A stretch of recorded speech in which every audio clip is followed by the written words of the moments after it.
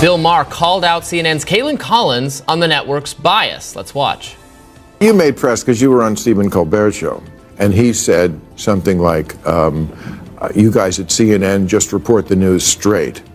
And the crowd burst into laughter. CNN is the place where both sides can watch. And I'm talking about the people on CNN.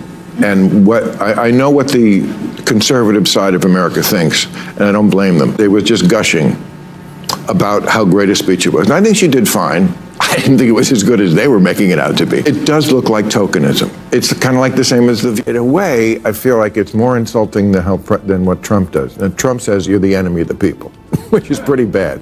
But she's kind of saying I don't need you. I'm not talking to you. You don't matter. You're not relevant anymore. To me, that's even worse than I hate you. It's like, I don't think about you. I don't know if it's worse than denigrating the press on a daily basis, which is what Donald... Recently, we showed you Bill Maher absolutely roasting Kaitlan Collins for taking shots at Caroline Leavitt. And honestly, you'd think that would have been enough to make Kaitlan pump the brakes. But nope, she doubled down. The CNN anchor is still swinging at Leavitt, Trump, and Elon Musk with even more frantic, overheated takes. And Bill? He wasn't about to let that slide. His latest breakdown was even sharper. Pure fireworks. Would you continue to give Ukraine money and weapons if you're elected? What's the answer? If I'm president, I will have that war settled in one day, 24 hours. It'll be absolutely over. Do you over. want Ukraine to win this war? I don't think in terms of winning and losing. I think in terms of getting it settled so we stop killing all these people. Can I just follow up on that because that's a really important Excuse me, statement let me just that you follow just made there. Can you say if you want Ukraine or Russia to win this war? I want everybody to stop dying. They're dying. Russians and Ukrainians. I want them to stop dying. And lucky for you, we've got every receipt. We'll get to Bill Maher's takedown in a moment. But first, let's talk about why Maher, a guy who proudly voted for Biden, now sounds like he's drifting toward Republicans. The answer is simple. Woke journalists have been setting traps for Trump long before he won the November election. And leading the charge is none other than Kaitlan Collins. In the clip we just showed, the CNN anchor wasn't asking a question. She was baiting a trap. She wanted a gotcha moment, something she could twist into proof that Trump is unfit for office. It was a setup from the start. If Trump said he wanted Ukraine to win, they'd accuse him of supporting World War III. If he leaned toward Russia, they'd call him a traitor. A classic no-win scenario for the next American president. Collins thought she had him boxed in. But Trump's been playing this game longer than she's been anchoring. He sidestepped the trap cleanly. You held on to those documents when you knew the federal government was seeking them and then had given you a subpoena to return them. Are you ready? Are you ready? Can I talk? Yeah, what's the mind? answer? Do you mind? I would like for you to answer the question. Okay, it's very simple to answer. That's why I asked it. It's very simple you're a nasty person, I'll tell you. Saying he didn't want any more deaths, Ukrainian or Russian. A clear, reasonable answer.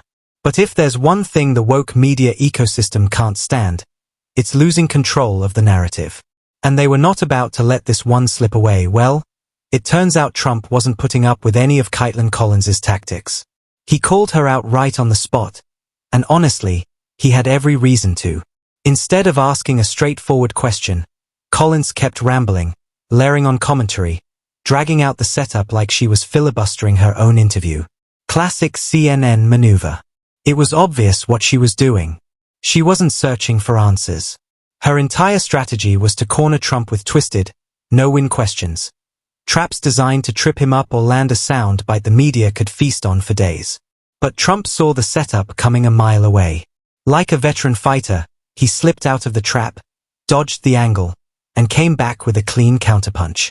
One moment Collins Jr. That environment wasn't just created by Donald Trump. Okay, but can I say, you can't blame, and everyone wants your dad to be safe. No one wants the threats against his life to happen, but you can't blame the media for those threats. There's been no evidence that's what drove those. And allows people to have a platform to call someone literally Hitler every day for 9 years, it creates it. Okay. Whether you want to believe it or not, that's a fact. But as you know, J.D. Vance once likened your dad to Hitler as well. He questioned if he was America's. Thought she had him boxed in. And the next, she was the one scrambling. Brutal. And this wasn't even her first attempt. But, as usual, Trump flipped the script right in her face. Still, she kept pushing. And this time, she went after Trump's son, Donald Trump Jr. This heated exchange happened right after the assassination attempt on Donald Trump. And Trump Jr. wasn't about to stay quiet. He tore into the media for fueling the attack by constantly comparing his father to Hitler, and he's not wrong.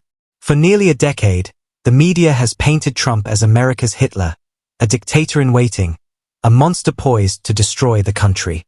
They mocked him, vilified him, and turned him into a caricature of evil. And did you catch that moment when Kaitlan Collins smugly pointed out that J.D. Vance once called Trump Hitler? So what? Vance didn't have the media's reach, power, or influence. His comments didn't shape the national narrative.